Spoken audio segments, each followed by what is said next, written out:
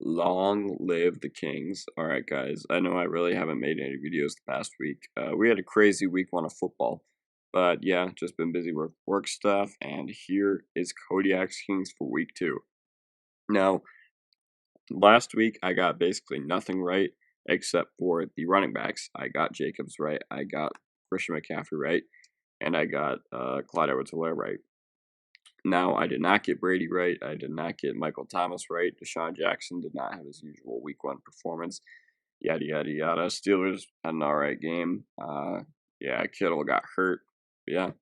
So, yeah, if you want to use this advice to bet against me in daily fantasy sports or just bet against your opponent or whatever you want to do, here is Kodiak's Kings for week two.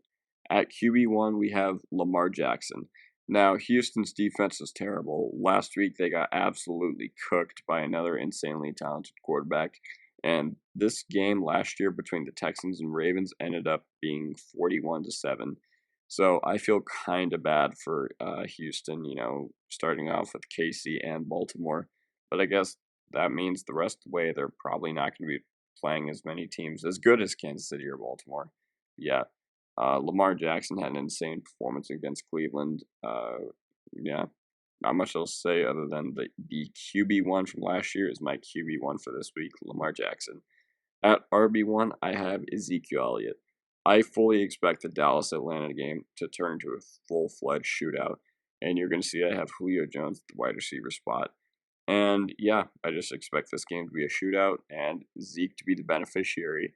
Atlanta's defense is horrible. They have been horrible since, well, I mean, I guess they weren't that horrible at the end of last year, but yeah, midseason, 2019, from the beginning to midseason, they were absolutely horrible.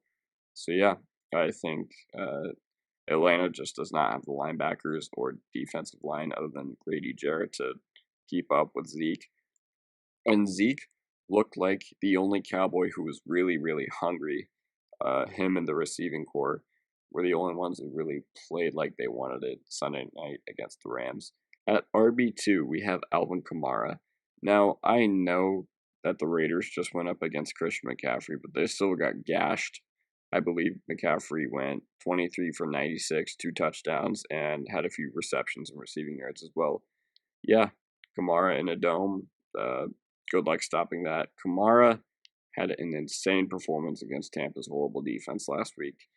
Yeah, I think it's going to continue this week, and the Saints look like they're on a mission. After all these disappointing playoff losses, I know fantasy doesn't relate to real life, but yeah, the Saints look like they're on a mission, and yeah. At wide receiver 1, we have Devonta Adams. Now, he went off last week against the Vikings. I believe he had 9 receptions, 141 yards, and like 2 or 3 touchdowns. Absolutely insane. With the Michael Thomas injury, Devonta Adams is the unquestioned wide receiver 1 for the rest of the year. And going into Detroit, who just allowed 3 touchdowns to Mitch Trubisky, and they're without their top 3 corners, Okudah, Coleman, Trufant. Yeah, Devonta Adams is projected 27 points on Sleeper, and I think that's a bit generous to Detroit, if I'm being honest. Yeah, Devonta Adams, wide receiver 1. Wide receiver 2 is Julio Jones. Like I said, I fully expect the Atlanta-Dallas game to turn into a shootout. Somebody is going to have a huge fantasy day, whether it's Ridley, who had a huge fantasy week last week, whether it's Julio, who put up 24 points, or even Russell Gage, who put up 20. I think the most impressive thing about Russell Gage putting up 20 last week is that Julio and Ridley put up even more. Like I said, if someone's going to be the beneficiary, I think it's Julio. Tight end 1, Travis Kelce. Now, if Derwin James were still healthy, I may not do this because Derwin James is just a flat-out tight end eraser. But when I think about it, Kittle's hurt, and if I were to pick someone else other than Kelce this week, it would be Mark Andrews. But yeah, Kittle's hurt. Ertz didn't play that well last week. He got significantly outplayed by Goddard.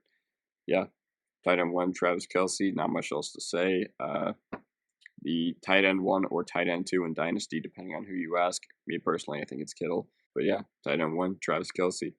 Flex DeAndre Hopkins. Now, I know all offseason we heard about how DeAndre Hopkins just wasn't going to have as good a year as some could expect because he's going to be on a new team. He's going to need time to learn the system. He doesn't have chemistry with Kyler. Guess what? He did not look like a player on a new team last week against a very, very good 49ers defense. That was one of the best games I've seen Hopkins play, and that is saying something. The Redskins' secondary is still terrible. Their pass rush is elite, however.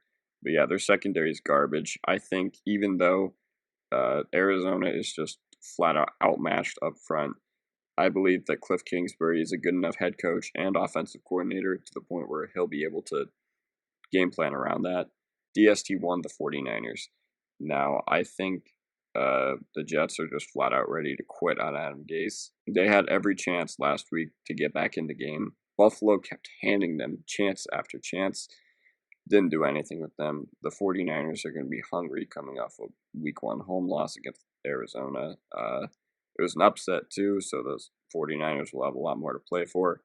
And yeah, I think Sam Darnold is not going to have a fun day in New York. So to sum up, Lamar, Zeke, Kamara, Adams, Julio, Kelce, Hopkins, 49ers. Kicker is Lutz, but like I always say, you got me fucked up if I'm doing a kicker. Alright guys, that is going to do it for the video. Leave a like if you enjoyed, subscribe if you are not already. Follow me on Twitter, link is right there or in the description below. Anyways guys, have a good day, and peace out. I can never ever find the right words, and there's no way this is real life. There's no telling you're the right girl, so I can only say that it feels right, it feels right, it feels right.